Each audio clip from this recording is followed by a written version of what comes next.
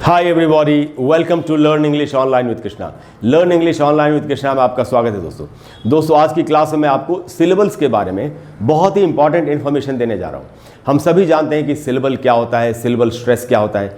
ये हम इसलिए सीखते हैं जिससे कि हम ये समझ सकें कि किसी शब्द का, किसी वर्ड का सही प्रोनाउंसिएशन यानी उसका शुद्ध उच्चारण क्या है। जो लोग आप में से जो लोग मुझे पहले से फॉलो कर रहे हैं, आपको मालूम है कि सिलेबल क्या होता है, सिलेबल स्ट्रेस क्या होता है। लेकिन जो लोग पहली बार आज इस वीडियो को देख रहे हैं, हो सकता है आप में से बहुत लोगों को ये बात पता नहीं हो कि सिलेबल क्या होता है, सिलेबल स्ट्रेस क्या होता है। अगर आप ये सब सीखना चाहते हो तो मेरे चैनल पर एक प्लेलिस्ट है जिसका नाम है learn pronunciation and phonetics. Pronunciation सीखें, फोनेटिक्स सीखें। उस प्लेलिस्ट में जाके आप वीडियोज़ अगर देखेंगे तो आपको मालूम पड़ जाएगा कि सिलेबल क्या होता है, सिलेबल स्ट्रेस क्या होता है, IPA यानी कि इंटरनेशनल फोनेटिक अल्फ़ाबेट ये क्या होता है, प्रोनाउंसिएशन के रूल्स क्या होता है। आप बड़ी आसानी से सीख सकते हैं। तो दोस्तों, सिलेबल्स के बारे में आपको ये बताने जा रहा हूँ कि हम कैसे डिसाइड करते हैं कि एक वर्ड में कितने सिलेबल्स हैं। एक वर्ड में एक सिलेबल है कि दो हैं कि तीन है। ये इस बात पर डिसाइड होता है कि किसी वर्ड में को अलग अलग यूनिट्स में हम बांटते हैं। कैसे बांटते हैं यूनिट्स में?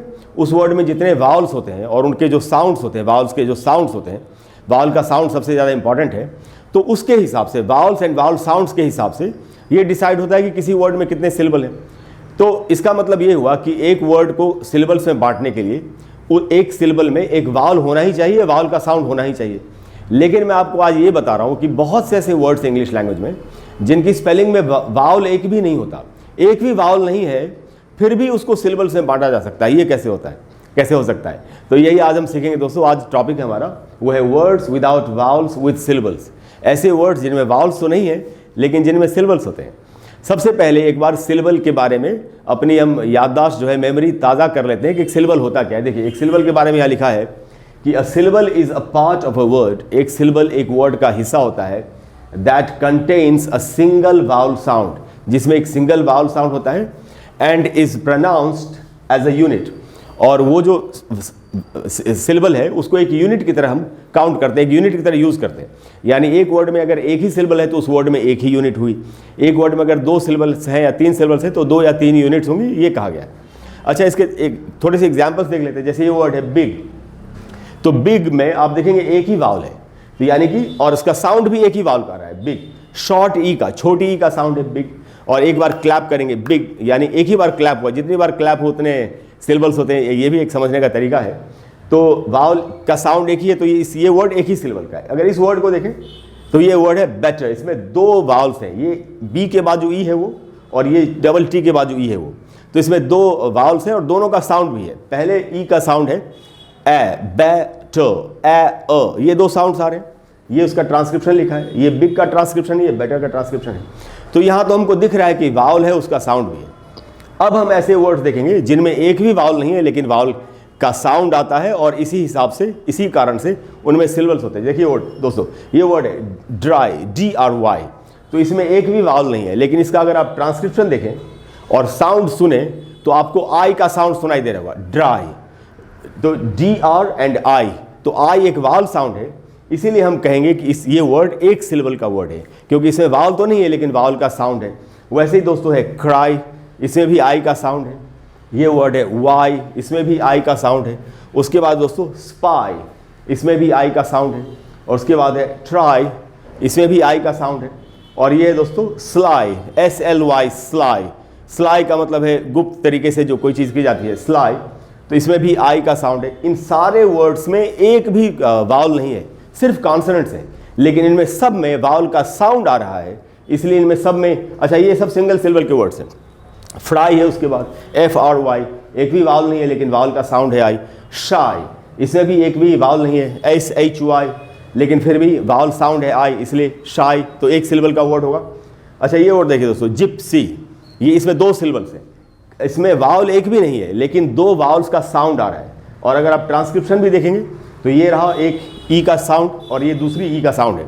जिप्सी, ई, दो साउंड्स हैं, इसलिए इस वर्ड को भी टू सिलेबल वर्ड कहेंगे, दो सिलेबल का वर्ड है, जबकि इसमें एक भी वावल नहीं है। उसके बाद दोस्तों हिम होता है, जो कोई भी धार्मिक जो गाना गाते हैं भजन की तरह, ऐसे भगवान को खुश करने के लिए, प्रसन्न करने के लिए, उसको हिम बोलते हैं। इसमें एन साइलेंट होता है, ये इसका ट्रांसक्रिप्शन है हिम। तो इसमें एक ही साउंड आ रहा है वावल का, ई का, हिम, इसलिए इसको एक सिंगल सिलेबल का वर्ड कहेंगे। ये है दोस्तों वर्ड वाइंड, WIND। वाइंड का मतलब होता है कोई भी नैरो, जो संकरी जो गली होती है कोई, उसको वाइंड कहते हैं। तो अगर आप इसका सुनेंगे प्रोनाउंसिएशन और ट्रांसक्रिप्शन देखेंगे तो आई का साउंड आ रहा है, वाइंड, व प्लस आई प्लस आधा न और ड, वाइंड। तो आई का साउंड है, एक साउंड आ रहा है वाउल का, तो इसीलिए इसको सिंगल सिलेबल का वर्ड कहेंगे। उसके बाद दोस्तों साइक, साइकोलॉजी का शॉर्ट फॉर्म होता है साइक। तो साइक में आई का साउंड आ रहा है, हालांकि स्पेलिंग में एक भी वावल नहीं है, PSYCH सारे के सारे कॉन्सोनेंट्स हैं, फिर भी वावल का साउंड आ रहा है, इसलिए इसमें इसको हम एक सिंगल सिलेबल का वर्ड कहेंगे। और उसके बाद हमारे पास ट्रिस्ट, ट्रिस्ट TRYST, एक भी वावल नहीं है इसमें, लेकिन सारे कॉन्सोनेंट्स हैं, लेकिन फिर भी साउंड आ रहा है वावल का, ट्रिस्ट। ये रहा ट्रांसक्रिप्शन, शॉर्ट ई, छोटी ई का साउंड है। और उसके बाद दोस्तों लिंक्स, LYNX, लिंक्स में एक भी वावल नहीं है, सारे कॉन्सोनेंट्स हैं, फिर भी लिंक्स में छोटी, ये ट्रांसक्रिप्शन में भी लिखा हुआ है, शॉर्ट ई यानी छोटी का साउंड आ रहा है। तो ये वर्ड भी एक सिंगल सिलेबल का होगा। दोस्तों ऐसे कुछ और भी वर्ड्स होंगे, लेकिन मैंने ज़्यादातर वर्ड्स लिख दिए। तो ये ऐसे सारे वर्ड्स हैं जिनमें एक भी वावल नहीं है, लेकिन इनमें वावल का साउंड है, इसीलिए इनमें भी सिलेबल होंगे। रिदम एक वर्ड होगा दोस्तों, ये छूट रहा था, मैंने लिखा हुआ है रिदम, ये देखिए रिदम, RHYTHM, रिदम, दो साउंड्स हैं, तो इसमें एक भी वावल नहीं, सारे कॉन्सोनेंट्स हैं, लेकिन ये उसका ट्रांसक्रिप्शन है, दो वावल्स का साउंड इसमें आ रहा है, इसलिए इस वर्ड को, रिदम को हम ये कहेंगे कि इसमें दो सिलेबल्स हैं। तो दोस्तों इस तरीके से हमको चीज़ों को समझना है। ज़रूरी नहीं कि वावल हो तभी ही वो सिलेबल माना जाएगा, वावल का साउंड होना चाहिए। मुझे उम्मीद है कि आज की क्लास के बाद बहुत हद तक बहुत सी चीज़ें क्लियर हुई होंगी आपके सामने। अगर आपको क्लास अच्छी लगी हो तो प्लीज़ वीडियो को लाइक करें और शेयर करें और चैनल को सब्सक्राइब करें। अपने फ्रेंड्स के साथ ज़रूर शेयर करें, जिससे कि सभी लोग इनको सीख सकें, अच्छी इंग्लिश बोल सकें। अगली क्लास में मैं आपको फिर से कुछ बहुत ही कमाल की बात बताने की कोशिश करूँगा, जिसको सीखने के बाद आपके लिए सही प्रोनाउंसिएशन करना और भी ज़्यादा आसान हो जाएगा। कोई भी दोस्तों ऐसा टॉपिक है जिस पर आप चाहते हैं कि मैं आपके लिए एक वीडियो बना दूँ, तो आप कमेंट बॉक्स में लिखिए, मैं कोशिश करूँगा कि जल्दी से जल्दी आपको उस पर एक वीडियो बना करके दे दूँ। Thank you very much for all your support, for all your love. I'll see you in the next class. Bye-bye.